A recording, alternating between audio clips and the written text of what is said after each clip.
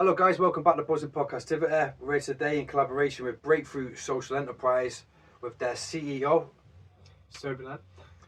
and my friend. Jacob, Axton. Yeah, so now the introductions are done. It's nice to see everyone here today. Yeah, we got here in the end. I've been chatting to you for a while out now online and stuff like that, so it's really nice to meet you. Let's just get straight into it, man. Please tell me about your background and what, because you know my angle is at the minute I'm specialising on prison reform, people going to prison, come out of prison, and the positive things that have happened with that. You know, not the fuck life stories. I mean, I'm happy to hear them, but I want to know, like, you know, how you've changed it, what you're doing for the community and stuff like that. Because obviously I know your background, but my guests don't. Yeah, I'm happy to go into it. So, I guess my story starts off like many kids growing up in London. Like, I was a working class kid, came from a Sri Lankan Tamil background. Both my parents were immigrants, but really hardworking people who, in many ways, are my role models. But yeah, like the first time I ever interacted with the police, I was 16 years old. It was like a week after my birthday. Funnily enough, it was me and Pratik and another one of our friends got arrested for possession of cannabis. And you know, being 16, your first interaction with the police growing up in London, it's like you kind of expect it growing up. It's almost like I'll call it a rite of passage, right? But despite that, like I was always good at school. GCSEs got A stars, A levels got A stars in, and you know, you would have thought that I was like one of those kids that were headed away from that path. But even at school, like I had friends who were lifed off that were in my form. Guys who had stabbed someone and yeah, ended up in getting 17 years when they were 17 years old for murder. And it was like, I don't know, quite an eye-opener in some ways. So I always had that assumption that like bad people get sent to prison. So I went off to university studying medicine, so studying to become a doctor. And yeah, university was interesting because like you go there as a working class kid and you expect to see other kids who are from similar backgrounds. But what I found was like there are levels of privilege that I couldn't even fathom, right? So I'm going off to university, and in my medical school year, there are kids whose parents, you know, could afford to pay for their whole lifestyles, pay for their rent, pay for everything that we were doing at university. Whereas for us, like, we had to be a bit more frugal. So I went to university with a few of my best mates. We got a house together, and yeah, like, university life was good. I couldn't complain. But what ended up happening was, as we got into our second year, and as sort of money started to get short, we started to look at creative ways that we could bring in an income to keep the household going. And we ended up indulging in yeah, like cannabis was something that we were using since we were kids, right? So like it wasn't something we necessarily saw as wrong. And I think even like from my, call it like, I don't know, a scientific perspective, like I didn't understand why alcohol's legal, tobacco's legal, but cannabis is legal, if that makes sense. That never made sense to me, right? But yeah, so anyway, 21 was when I got sent to prison, but I got arrested when I was 20, was on bail for 20 months, took our case to trial as well, and like had 3 trials. So like had 1 hung jury, 1 trial collapsed, third time was convicted, but yeah, never really felt like it was a just conviction, if that makes sense. But yeah, my like index offense was conspiracy to supply cannabis, and that's why I ended up in prison. Wow, that's some story that. So what? So starting from the school days, like, what's it like having you know your peers around you going to prison like at that young age? Like, I mean, you already mentioned that, you know, you sort of what's the word now? So I can't think of the word. You're sort of numb to it, like, you know, it's just happening. What is that like? You know, now you're an adult and what you've achieved, like after having gone to prison, do you feel like, you know, you can relate to what they're going through?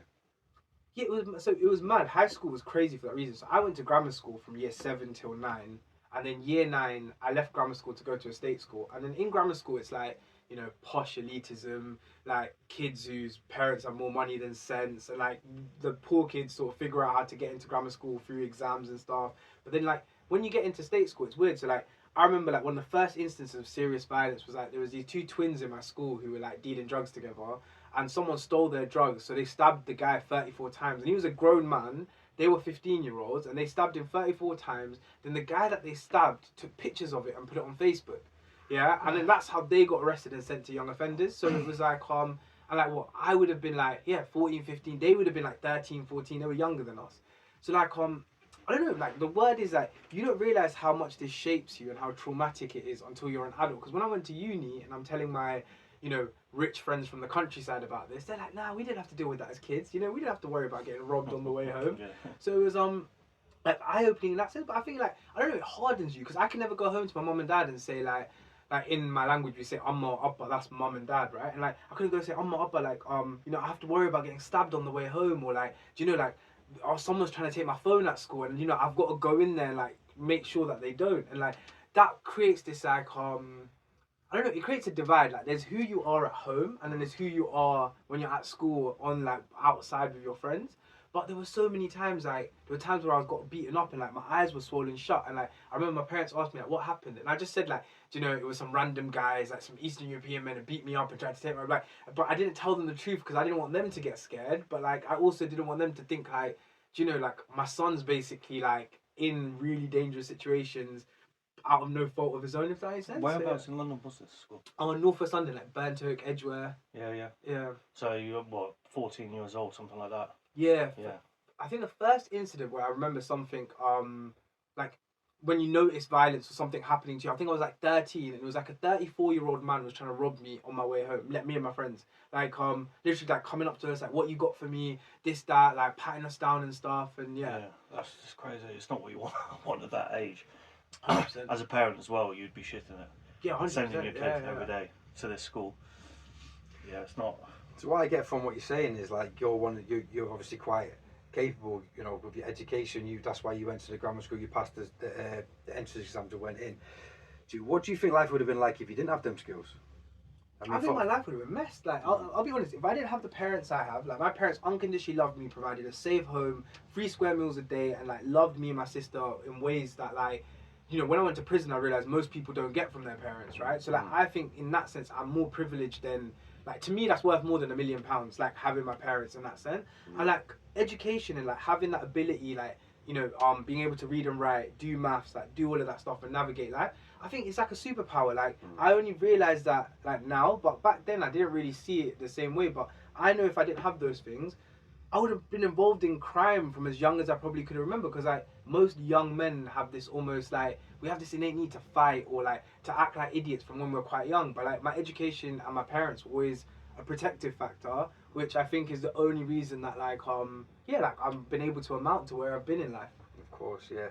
So you went to university in Plymouth, yeah? Yes. So as you went down there, was you playing sort of that like I'm a city boy, you know, because you're still quite young when you go to university, aren't you? So was you playing that little bit of a part, like I'm from London, you know, I'm one of the lads. Was you playing that part? Well, it's interesting because like I think when you go to university, you kind of see this difference. Like I always grew up being super proud of being British, right? I used to go to my dad all the time and be like, do you know that I'm super proud I got a British passport, this, that. My dad used to tell me like, look, like I know to you feel British because you live in London, and like you do, but to the rest of this country, you're not British. Remember that. Like they won't see you the same way that they see, you know, a white British man, right? And so when I went to Plymouth, it kind of shocked me. Like I had never experienced racism in London. Like you might have been worried about getting stabbed or worried about someone robbing your phone, but no one was ever racist. Right? No, but it's true. Right? But it's so multicultural, isn't it? Yeah. So multicultural. I'm laughing at you might worried about getting stabbed. I mean, that's what the youth and people are struggling with in this country. Like, you know what I mean? It's crazy, isn't it? Yeah, it's mad. But like that's the reality. Like, there was no racism though, and that was like going to Plymouth. Then I'm getting people pulling down their windows, screaming like curry muncher, packy, like all of these words, like. Oh, what's it called? You know when they start playing like Indian music at you and like whatever else, like people being overtly horrible, and like you're walking down the shopping centre in Plymouth, people are pointing at you or like turning around and noticing because you're a group of brown kids in a city that's primarily white, right? So that was like and I think that made me consolidate like that idea of identity. So like for me it was like, to me it was like being Tamil came first and being a Londoner came second, if that makes sense, right? So it was like leaning into that more and sort of recognizing that like in Plymouth at university, like, all the Londoners like they congregate together, like city kids tend to, right? Like even in jail it was the same thing. Like if you're from a city, Birmingham, Manchester, London, like you kind of come together, whereas like I don't know, you call them country bumpkins or whatever, the people that are outside of that, right? And it's like a weird thing. So yeah, I definitely lent into that identity more, and I think that made me like in some ways help, because it makes you feel less alone and makes you feel less like you have to, you know, pretend to be something you're not and assimilate and talk different. But in some ways I think like that's the reason, you know, we had a house full of all of us that were from the same area from London who had moved to university together. But yeah, interesting, because you've already answered the question I was going to ask, like why you wanted to sell drugs. You know, what was the reason? Obviously, and the reason was because you were struggling with paying the rents and stuff like that, isn't it? Student, is that correct? Yeah. Yeah, so it was weird. So like when we went into first year, the plan was never ever about. So we actually went to uni saying that we're gonna stop smoking weed. Like literally, a week before, I remember I called Pratik and I was like it was a group of us going. I just called everyone. We're like, look, we're gonna stop smoking weed when we go there. And then Pratik managed to get there the night before, and Pratik's managed to somehow go on Google and type in Plymouth cannabis whatever, and find some goth girl who was selling 3.5 grams of weed for 15 quid. So he's gone to her, got it, and then we've gone there on the next night, and he's like, oh, like all the parents have left now. He's like, guys, guess what? Like I've got this weed. I'm like, for fuck's sake, like, bro, I thought we were trying to stop. Yeah. And then like we've sort of gone into that, and then I thought in my head like, in medical school, the other students, medical students, that we're all trying to be doctors. They're not gonna smoke. Within 4 days, there was like, 30 people from my course who wanted to come for like a smoke session, whatever, at the house. So you've literally got a room full of 30 future doctors sat there on the floor smoking weed and just like literally the house was smoky, right? So then like by that point it went out the window. But what ended up happening was like, like Freshers Week and all this stuff. So we're spending money, and then like 18, it's the first time we've ever had like $1,000 to our name. So it's like the money goes quickly, and then by like January, February of that year, we're like, we're pretty skin. All of us are pretty skin. Like I remember the jokes, like we were all eating toast, like we're having toast for our meals. Like Pratik was stealing pizzas. I remember this. He one day went to Domino's and someone managed to steal 3 large pizzas, and we were like just absolutely elated that we had pizza, right? And then so then after that, it was like everyone was trying creative ways of making money, right? So we had like a little music studio in the house that we managed to create, and then Pratik was like dabbling here and there and just like like selling a bit of Q, so like 7 grams of weed here and there, right? And then I remember by second year we were just like this, like I remember like, I don't know, I've got a mind for business in a way, right? So I was like, your operation has scale. Like we know 150, 200 people at university, everyone smokes weed. So like, why not like try to see where that takes you? Just adding 2 and 2 together. There's a demand for it, and obviously your skin as well. Yeah, so it would kind just of put make 2 and 2 sense. together, isn't it? Yeah, 100%. The old supply and demand. Yeah. And obviously being from London, was that beneficial because of the links you knew from the ends, or? So surprisingly, like we didn't. Like, again, this is my thing. So when I was in London, I had friends who dealt drugs. I had friends who were involved in crime, but I was always like, you lot do whatever makes sense to you. I'm not involved, right? Because like for me, it's like, I don't know how. Like my mum and dad and my little sister are like the people in my life that I'm like, I would do anything to protect, if that makes sense, right? So for me, I saw what happened to kids where, you're dealing drugs or you're involved with whoever in London, now people are targeting your house, they're targeting your family members. So for me, it was like, I would never have, and I say this like, I'm quite open, I would never in my like wildest dreams have been involved with anyone in London purely out of protecting my mum, dad and my little sister, right? Come now in Plymouth, it was like, this was like a whole new city, a whole new thing. So like, for me, it was just like the people we like got weed from, or the people we got drugs from, were like they knew someone else or they knew someone else. It was more like a weird, like in university, like I don't know, people think they send their kids to university to study. Universities aren't people studying at all. Like they're pretty much like people just getting lit or having parties or doing whatever as much as they can. And I think that's what it was like. It was a subculture, and I never knew like how, I don't know, I never knew how crazy that subculture was, because in London all you do is like kids smoke weed. Like that's the worst that people get up to when I was growing up anyway. Whereas like down there it was just it was a different kettle of fish. Yeah, they're into a lot of the harder drugs down there, aren't they?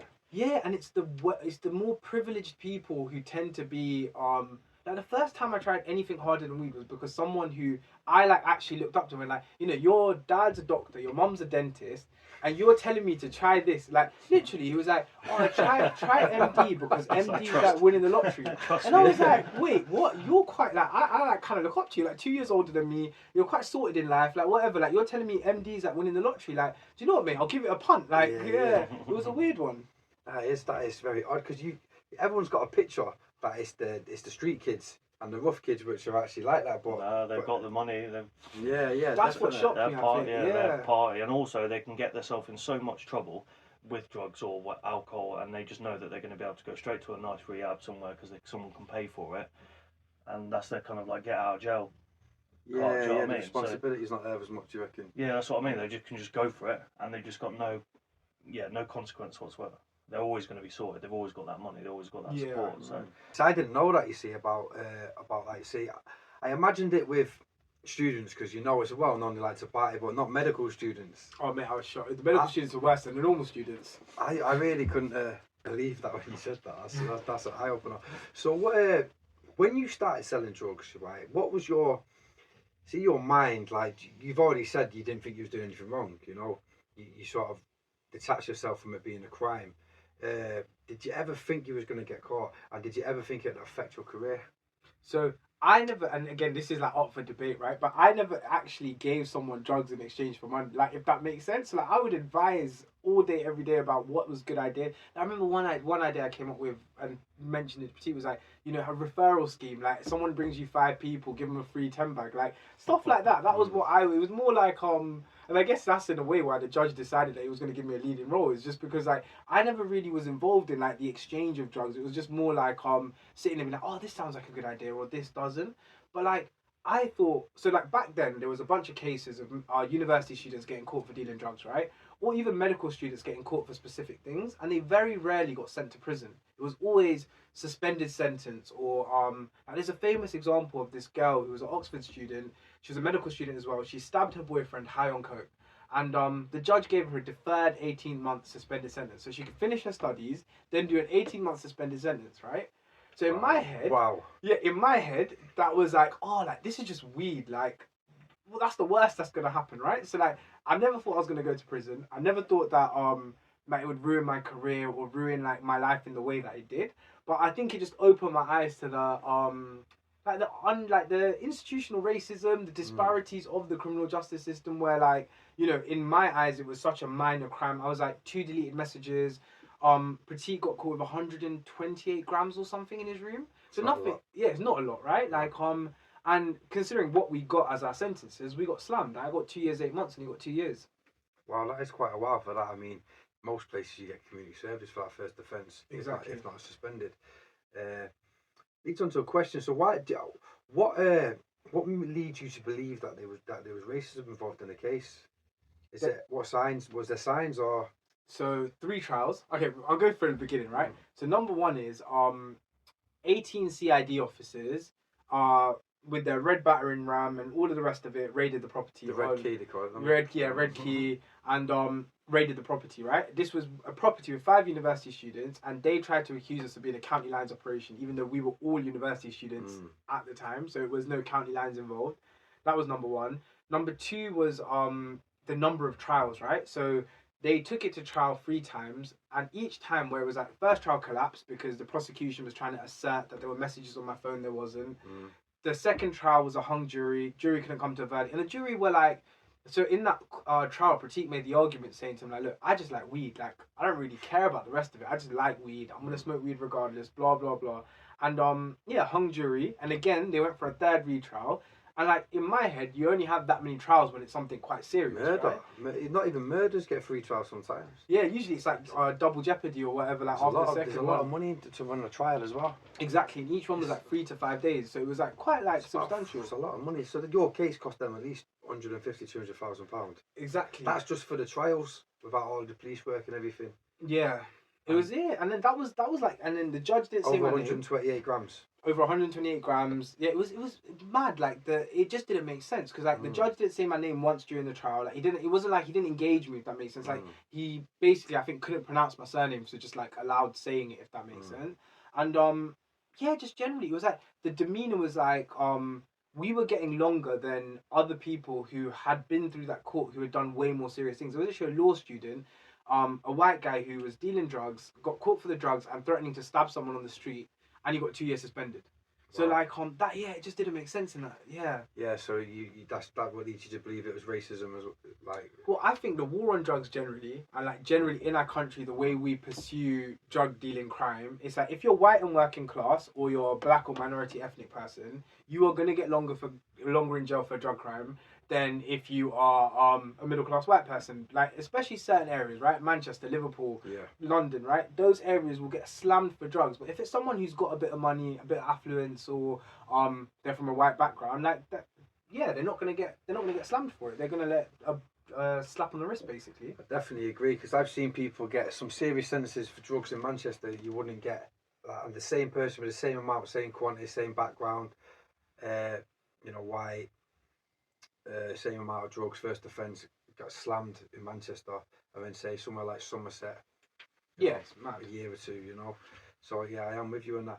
So what happened, right? So when you first got arrested, yeah, because obviously you're not this isn't your game, is it? You know, you're not a criminal, yeah. We gathered that. How did it feel? So when the raid happened, it actually really like it just pissed me off. Like I'm gonna be entirely Was honest. they armed? They weren't armed. Just like they had tasers, but it was like they were being more shouty and things. So like the arrest happened in 2 stages. So Pratik got arrested a month earlier.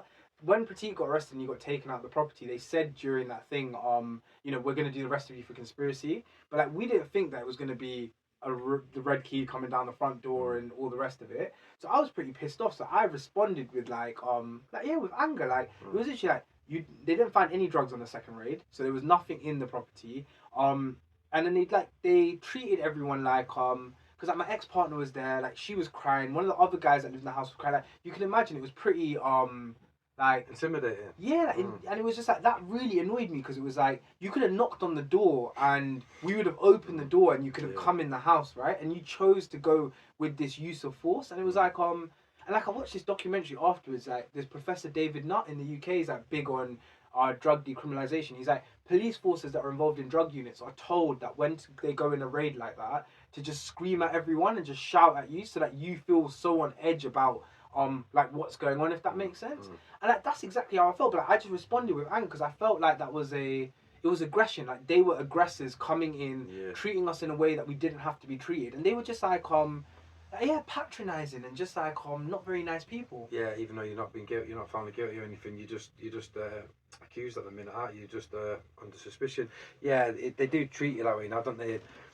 And the thing is, I think it's probably like you said, by design. It's to sort of stoke confusion.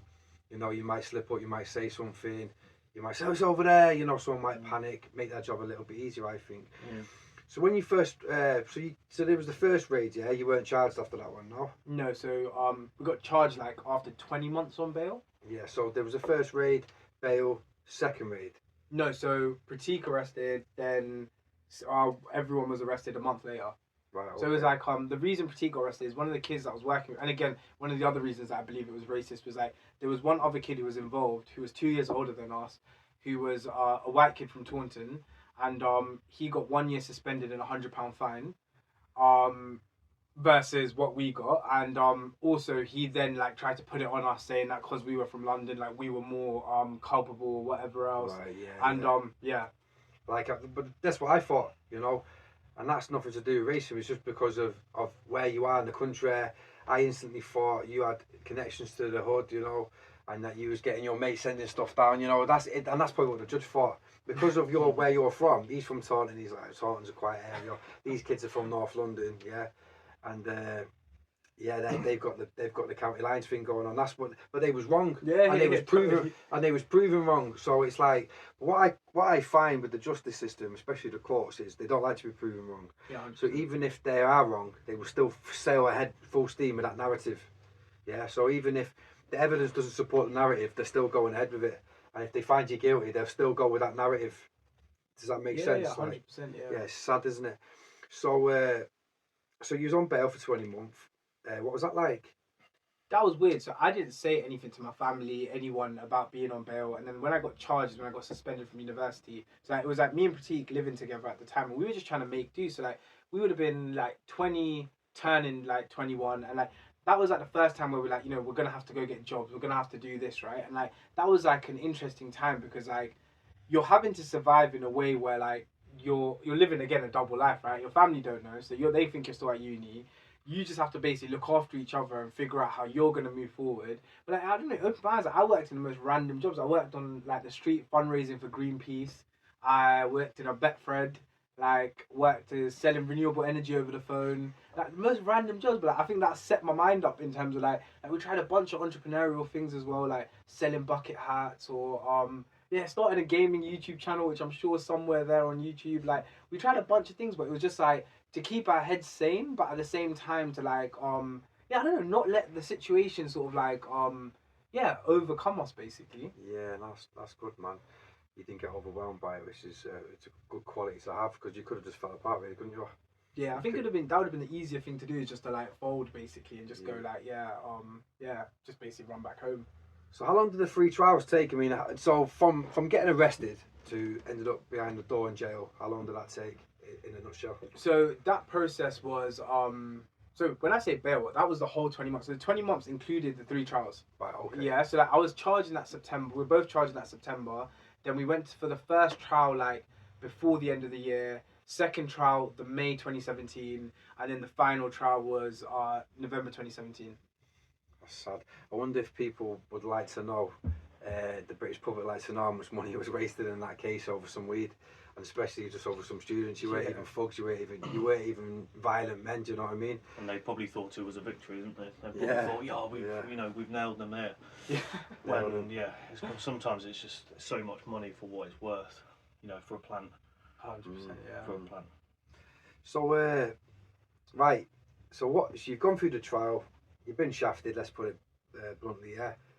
The judges hammered you with the sentence. How did you feel when he gave you that?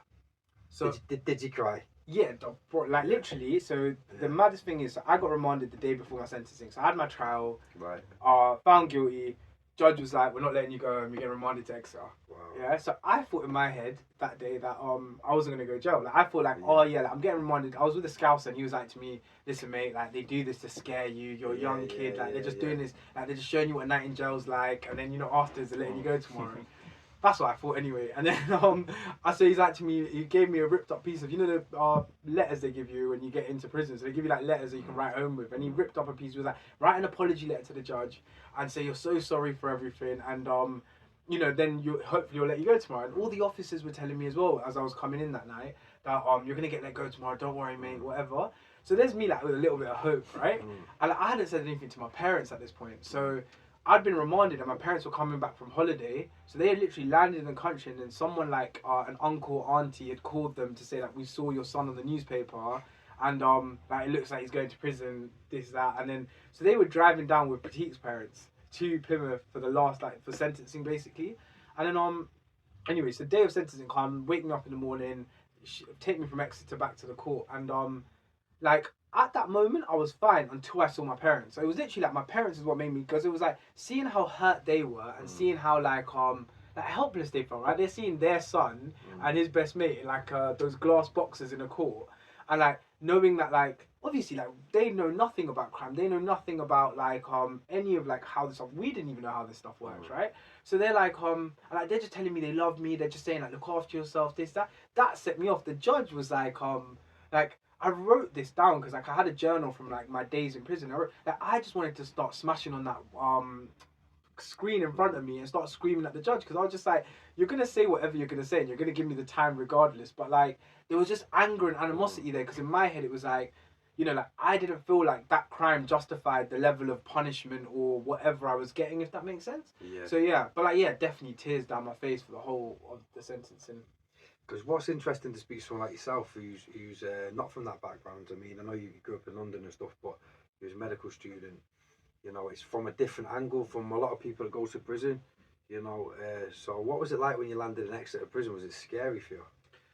So again, this was interesting. So like so in Exeter was a weird jail because you still have a lot of Londoners, people from Brum, Manchester there, right? And usually but there's still like a level of like racial segregation, shall we call it, yeah? So in Exeter, you got the 1s, the 2s, the 3s, right? Imagine a Victorian jail, you got your 3 landings, and like all of the so on induction you're put on I was put on B wing on the 3s, like there's like a group of cells that they put there.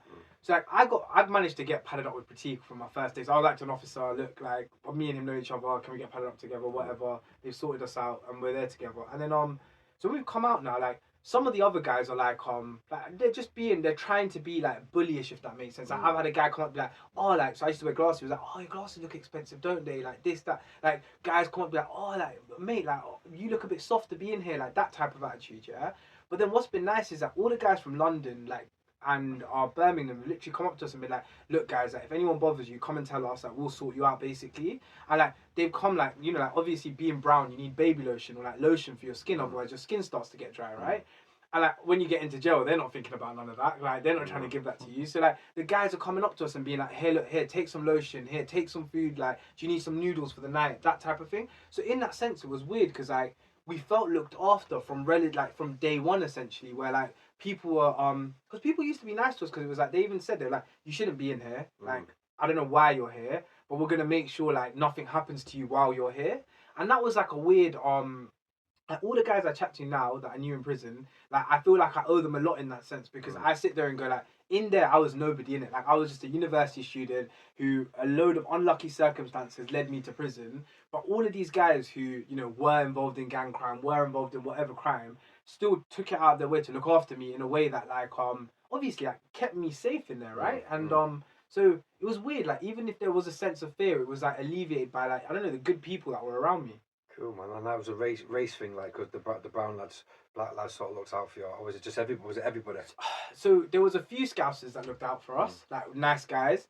A few of the guys from like Plymouth, like there was a few guys like there was one of our next door neighbours somehow ended up in prison, like next door to our uni house. Right. But like generally speaking, like there was a bit of like there was so in Exeter, race war literally broke out Christmas Eve because someone said something to someone else, and then you had like some of the guys from Plymouth and some of the Scousers shouting racial slurs out of their cells, and some of the other guys shouting out of their cells, and it just turned into a massive issue. But and then Exeter's security staff decided that they were gonna ship the white lads to London and all the black and brown lads up north, which was whatever decision. So what actually happened in the race war? And it was actually went right off violence on the landing. Yeah, literally, like mop buckets of hot water going over people's heads. Like serious.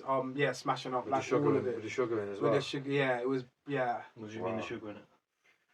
Right, so basically, what they do in prison is they have hot water, and they boil water, mix sugar in it. Why sugar? Because when you throw it on someone's face, it melts the face. Oh, like napalm. Yeah, sticks, Oh my God. Yeah, it sticks. Yeah, and the scream. Really? Yeah, it's not a very nice sound, is it? Yeah. Someone screaming like that. Yeah, that's horrible. I bet there's so many things that you know that they can't conjure up to hurt each other. Yeah, scary, man. It's scary when it's actually a film that they put it on Top Boy. Remember Top Boy? I think it happens to Dave, doesn't it? Yeah, It happens to Dave in that Top Boy in one of the series. Yeah. So yeah, it's not nice at all, man. Did you get hurt?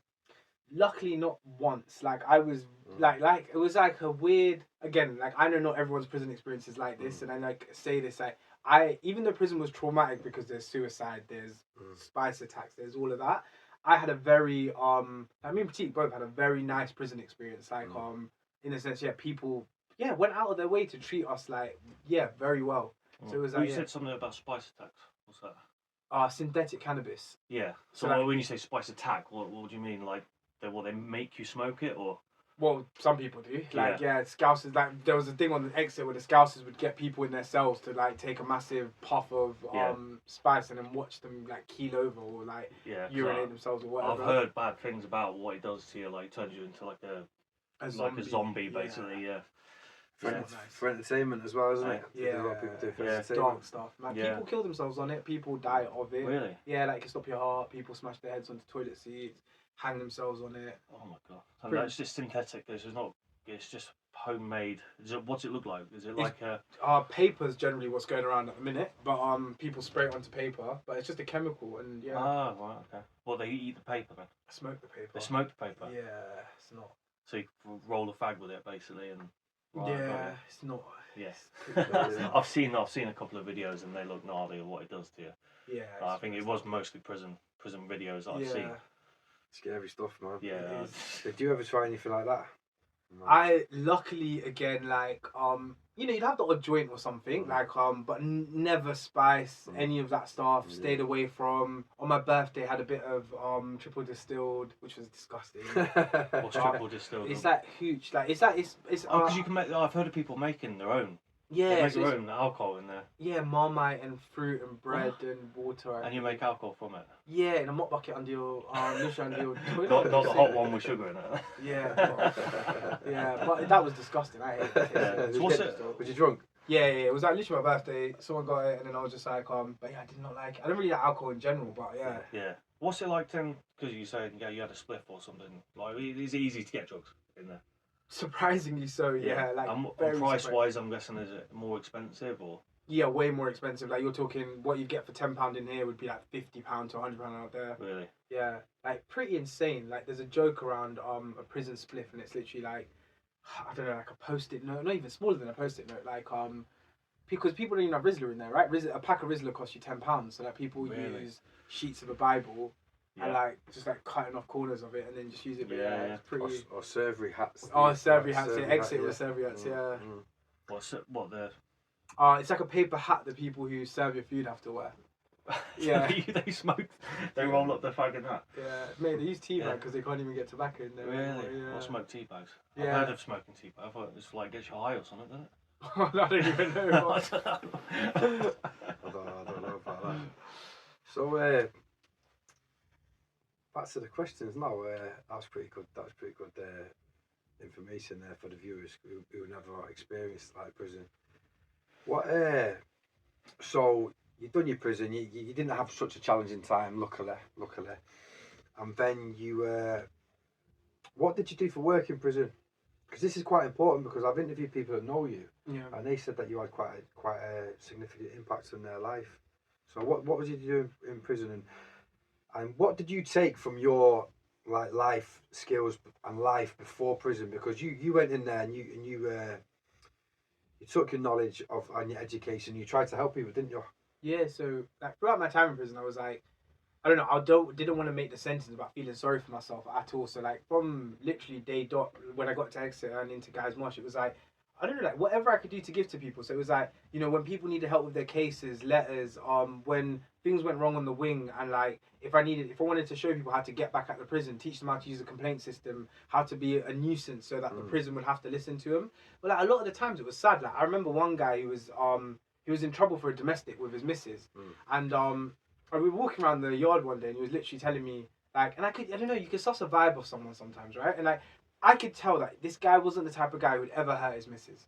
And he was telling me, he was like literally like, look, my missus lied to the police, like she smashed the window in the house, and she's telling the police that like basically he grabbed her face and put it in the glass and all this stuff, right? And he was like, look, I didn't do any of that, like I actually swear to you I didn't, but like I'm here, I can't do anything about it, like I'm just gonna take it on the chin. Anyway, I go to his cell later that day just to chill with her, and he's got a card from his missus, and the first thing the card says is, sorry darling, I lied to the police. And I was like, look mate, like you need to take that. I sent it to a solicitor, and he was like, I can't read, like I didn't know that's what it said. Oh, wow. And then he literally like he got out like 2 weeks later, and it was like small moments like that, and there were so many of those small moments where it was like someone's case, or like someone wanted to write a letter to their daughter or whatever it was. And I think like for me it was just looking at it as like I don't know, in my head I thought like people like me aren't meant to see the inside of a prison wall, right? Like I had an education, I had all these things, I was never meant to ever encounter that world, so I wanted to do the best that I could to leave a mark on that world in a way that was like meaningful, if that makes sense, right? Yeah, brilliant. Yeah. So like even in like when I used to chat to guys, and guys were like, oh, like when I get out, all I'm gonna do is commit crime. I should be like, look, there's a world of opportunity out there away from crime, and you can do, you know, you could do this while you're doing whatever you're doing to change your life and move forwards. And it was like always just like, you know, conversating with people and giving them a different perspective, but just like not judging them, because like I always saw it as like, you know, I don't know what it's like to be in your shoes, because like, you know, having a mum and dad, having 3 square meals a day and all that, like that's a blessing in itself. Because like when I was at school, kids used to rob phones, right? That was a normal thing at school. And I used to hate the kids that used to rob phones. Always used to get into fights with kids who were robbing phones.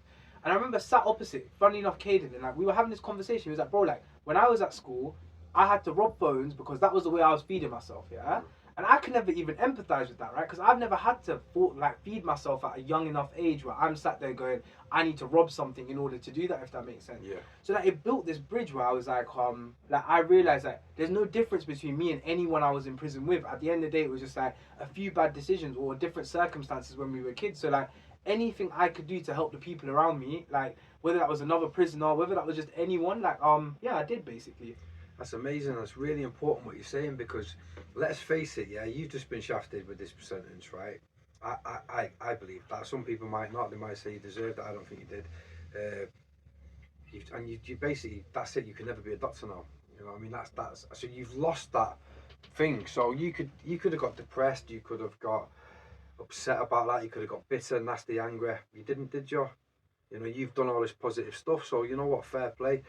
And that's really important for anyone who's listening to this, because you're going to make them bad decisions in life. Things are going to happen, maybe in or out of your control. But it's what you do with that is an after. And what's really important in this message here is that you took your skills to help others. Yeah, when you could easily have just turned militant, and just real bitter. So when you was released from prison, you carried that on, didn't you?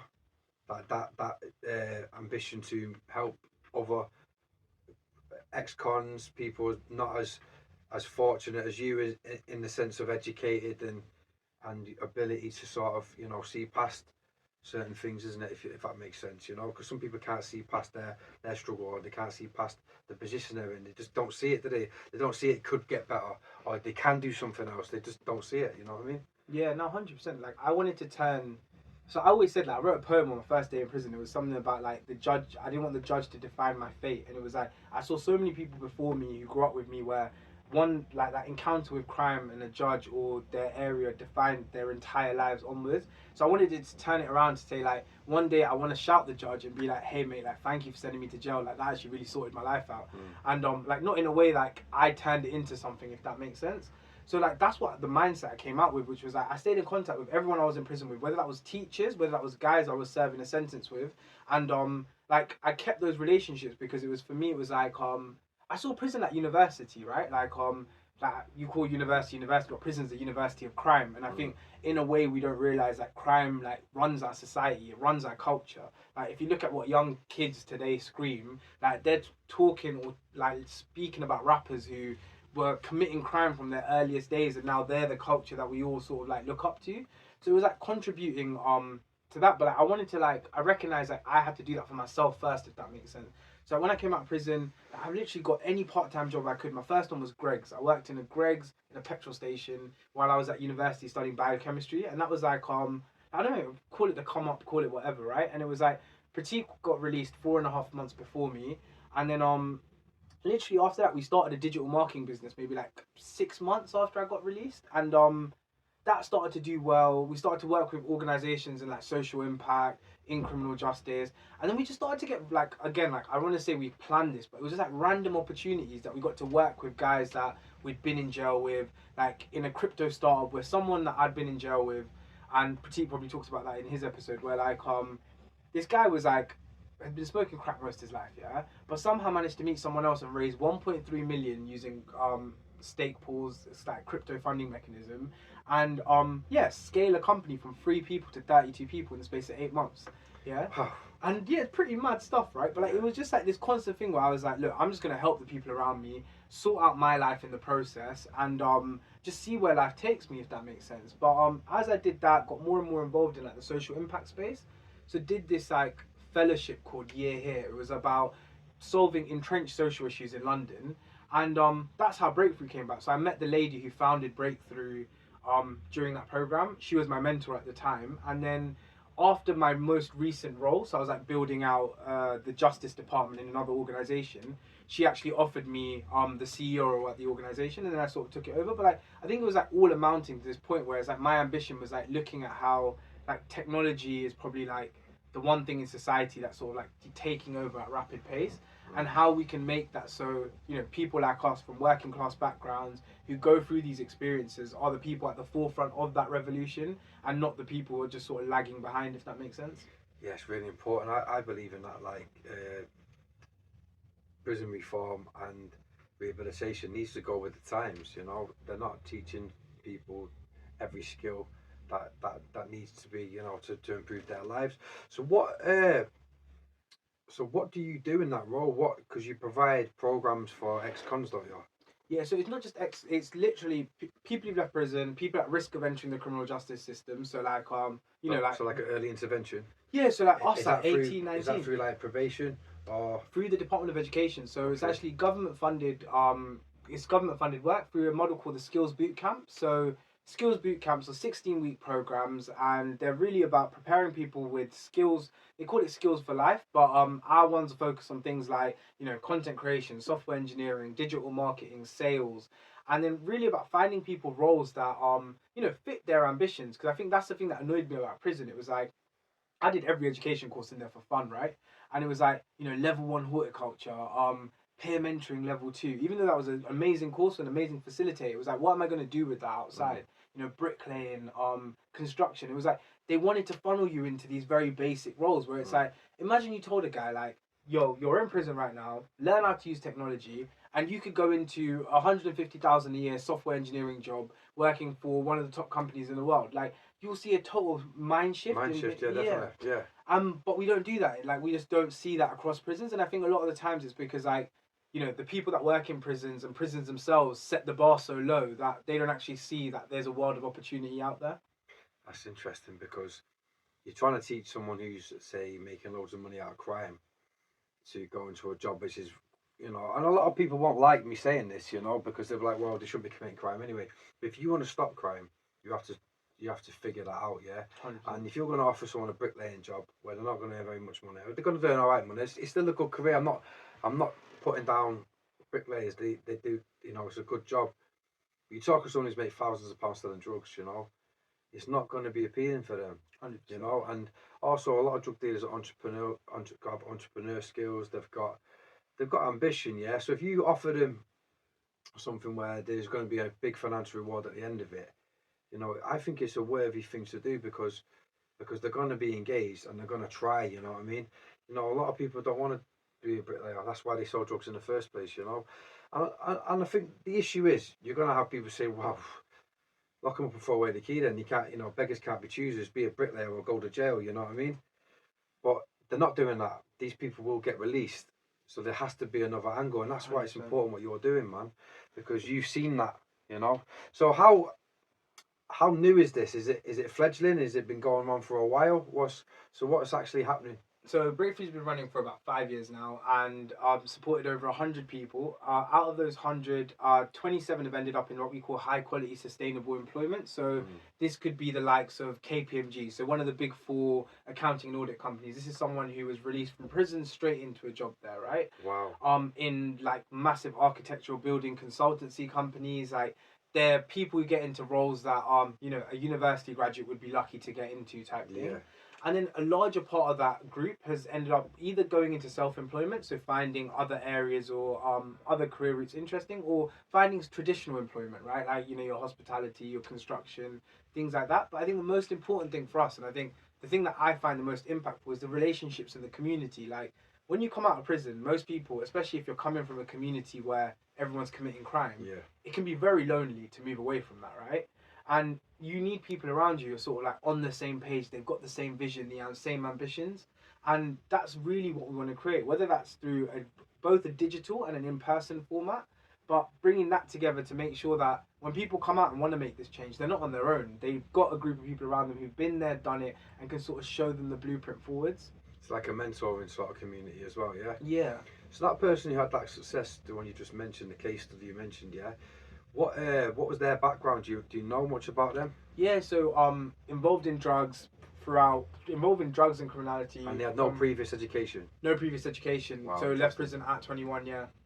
Wow, and he's now doing that. Yeah. And that's because of your company. Yeah, because of Breakthrough, yeah. Wow. So what programs are you offering to? What do they look like? If you don't mind me asking. Yeah, of course. So we just finished our last like sort of in-person program, and our next program in July is going to be entirely delivered hybrid, so mostly remote with an in-person element that happens once every 2 weeks.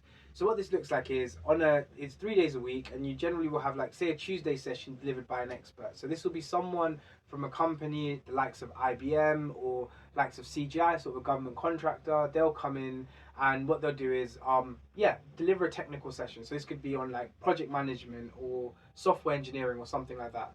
Then on the Wednesday, they'll set a task, an independent study task. And now what we want to get people to do is to create content. So like what you're doing, where we recognize like content is a new form of it's a new form of oil, it's a new form of gold, right? Like, if you're good at creating content regularly, you can turn your interests into a full-time career, right? And that's what we want to show people that they can do, and we recognize this is sort of the first step to them doing that. Then on the Thursday, it's about them sort of creating content based on the independent project that they've been given, and really directing their journey. So there's different elements. Like, say for example, the week on sales. It's like the first day will be around, selling. What does that mean? how do you become a good salesman? How do you pitch yourself? How do you pitch a product? The second day will be, you know, a project, designing what they want to get out of that, what they want to sell. And then the third day, content. And then we run it on that cycle for 16 weeks. Wow, that's amazing. So, and you're actually getting success out of it as well. Yeah. So it's not for nothing. That's amazing, man. So I wanted to change it up a little bit, like, because we're coming towards the end of time now. What's we'll go back to the prison things, yeah. Tell me a few funny stories from prison which you remember. Funny stories. Do you? Because it's not all doom and gloom, is it? Yeah, it's not all doom and It's not all gloom. doom and gloom, is it? There's some funny things that happen there, isn't there? Yeah, there is some funny things. I'm trying to think of funny things. Alright. Do you know what's mad? You say so many of the crazy stories, like the bad stories, that you forget the funny ones. But oh no, I remember this guy, right? And he was like Blue It was his name, and he had like a face tattoo, like you know Mike Tyson face tattoo. Yeah. But like the thing is that he shouldn't have been in prison. Like he had some form of neurodiversity or something that would like lead him to be very easily influenced. So like you could, like at Guy's Marsh, a wing burnt down, right? And the wing burnt down because of him. He was asked to basically climb on the roof and set the what do you call it, insulation on fire, and he ended up doing that. Anyway, he was moved on to our wing, and he would literally, like, people would ask, like, okay, go in the gov's office and steal, you know, I don't know, steal their computer cable, steal this, steal that. And he used to, like, just, like, run in, do it, come back, and it was like, I don't know, it was like something out of, like, a cartoon character or, like a sidekick. Like, you can literally ask him to do anything, and he would go do it, and I just, like... It's almost like that child mentality, isn't it? Easily persuaded. Yeah. You know, just go in there and do that, because when we were kids, you know what I mean, you get the youngest... Me, the only time I've been near the police, which I got in trouble, I was the youngest of the group. Yeah. So they were like, "You carry all the tools, the pliers, the screwdrivers, and everything." We were just kids. We weren't breaking in or anything like that. But I then got caught with all that because I was youngest. I was like, yeah, I'll do that. So yeah, he's probably just got that mentality where you can just tell him what to do. Yeah. Set the building 100%. on fire. It is mental. He shouldn't have been in prison. I'm trying to think of other things, like... Yeah, the other things like smartphone stuff. Like I remember one day, and this is like funny. So one day someone's using a smartphone in a cell, and then the officers, like there was an officer, and he was a proper. Well, this same officer's two funny stories about. So one time, he's been potted by So potted is where someone mixes feces and urine in a bucket, and The bucket's back. Yeah, the bucket, and then they'll pour it over someone's head. So they poured it over an officer's head, and this officer was a bit of a tryhard. Like, he used to come in the library all the time and try to show people up. So he would like get on the floor, do press ups and stuff, and be like, "Oh, I could do more press ups than you because I was a Marine or whatever." And he'd just be like, "Okay, like thank you." And like, yeah, this is an interesting character. And then yeah, he got potted. So then his own officers, his own colleagues, clapped him off the wing. Yeah, like literally said to him, like, "Mate, go home," and then start clapping with the rest of the wing for him. And then anyway, came back to work the next day, and then someone was using a smartphone in a cell. And he's tried to like burst in the cell to try to take the smartphone. Luckily, someone's been out gardening, so someone's on the other side gardening, like one of the other guys on the wing. So the phone's been passed to him outside. Then the phone's been passed along through my cell, passed to someone else, and now the phone's on like the other side of the wing, right? And this guy's just kicking off. This officer's kicking off. One prisoner's holding his hand, so he can't press his red button. So they've all got red buttons on their walkie-talkies that they can press. It's like a panic button, yeah. Yeah, literally. And then like someone's holding that, and he's literally just thinking. And then suddenly someone comes to him and he just says like, "Oh yeah, the phone's gone basically." And then everyone just sort of cools off, lets him get on with it, and he just goes back. Like he just like brushes himself off and acts like nothing's happened. That was weird. Yeah, yeah, weird. It's a very unique place, isn't it? Yeah. So with the phones there, you're not allowed phones. You're not supposed to have phones in there. Not at all. Yeah. And this is a proper smartphone, because I've heard of the tiny phones, obviously, because they can get it in. They shove it up your ass, don't they, or something like that. Yeah. Like that to get the phone in. So how easy is it to get a phone in there? Surprisingly easy. Yeah, same as drugs, I'm guessing. Yeah, surprisingly easy. Like either it's an officer or it's another prisoner or a drone or guys marshing. We're using dead rats and pigeons, like putting them in dead rats and pigeons and throwing them over the So fence. Officers are like bent officers, basically. Yeah. Really, and that's a thing as well. Yeah, massively so. Yeah. Yeah. It's hard, isn't it? Because you can't really get in trouble because they're on both sides of the fence, aren't they? So. Well, they do get in trouble, but they're so like I don't know. It's so pervasive because you don't like. I remember there was an officer who, lovely guy. I never thought he was bent when I was there, and I found out he was bent. Like he was like the loveliest guy. You would never think he was corrupt, but like he was ended up being like very corrupt, bringing drugs. Do you reckon that's because it's harder to find prison staff these days, so they don't want to fire them? they'll discipline them if they get caught doing something, or I don't know. Do they They just get send them to prison now. So if you're a corrupt officer who gets caught, Really? you do get sent down. You Wow. go through the courts, everything. Okay. I think it's a combination. They don't get paid enough. I also think prisoners, like the culture, prisoners are more powerful than people give them credit like the for. gang culture in there. Yeah. Yeah, like I remember one of the travellers said once that to an officer, like, if you do this to me, I'm gonna blow up your car, right? And this is someone saying that from the cell, right? Yeah. And then there was an explosion in the car park later that day, and like you're sat there like, how the hell did that even happen? I know. People turning up at people's houses, people finding people on social media, like. Mm. I was shocked because like people used to say this to me is like, and I stick by this. Is like the best wings in prison are policed by prisoners. So where the prisoners, like the wings we were on, were always like, if there was a bully, the prisoners would deal with the bully. If there was a theft, the prisoners would deal with the thief. Like where there was like an officer prisoner dynamic, it would always kick off to a point where things would just get too heated. Mm. Interesting. Yeah. So after everything that's happened, would you do it again? So I don't regret ever going to prison. I don't regret the experience because I say, like, as a doctor, I think I could have helped X people over my life, right? But I think like me recognizing going to prison is like the people who are in prison, like their families, everything, are like the forgotten people of society. They're literally voiceless. Like the amount of things I saw in prison that were illegal, that were happening to people, right? Whether that was like a human rights issue or whether that was like, in our country, it literally says that we're not allowed to do that to people and this happens and people don't know how to tackle that. Like, I don't know, it kind of gives me a reason. It's like, it put like a sense of purpose. Yeah. Yeah, 100%. And I think like, so I'm grateful for it in that way. Like, I think if I met that judge, like, I'd thank him. I'd be like, you probably tried to mess my life up by sending me to prison, but like, it worked out for the best, so thank you, mate. Yeah, so you sort of feel like it was meant to be, sort of thing. Yeah. But you've made it that, haven't you? Like, it's not one of them meant to be. You're not, but you've sort of turned it into that, haven't you?